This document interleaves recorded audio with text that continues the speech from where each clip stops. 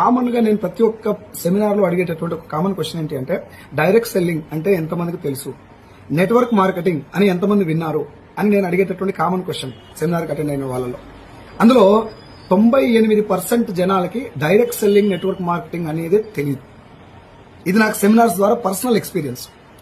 అక్కడే ఇంకో గమ్మత్తైన విషయం మీకు చెప్తాను. చైన్ సిస్టమ్ ఎంతమంది విన్నారు అని అడిగితే 75% ఆఫ్ ద పీపుల్ హ్యాండ్ చేశారు.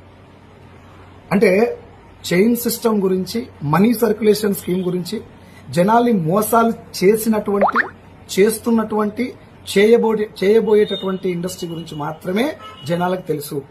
గవర్నమెంట్ గైడ్ లైన్స్ ఇచ్చినటువంటి ఒరిజినల్ డైరెక్ట్ సెల్లింగ్ ఇండస్ట్రీ గురించి కానీ, లీగల్ నెట్వర్క్ మార్కెటింగ్ ఇండస్ట్రీ గురించి కానీ జనాలకు కనీస అవగాహన కూడా లేదు అనేది నాకు అర్థమైంది. సో 100లో 98 మందికి అవగాహన రాహిత్యం వల్ల జనాలు మోసపోతారా పోరా మీరు ఆలోచించండి.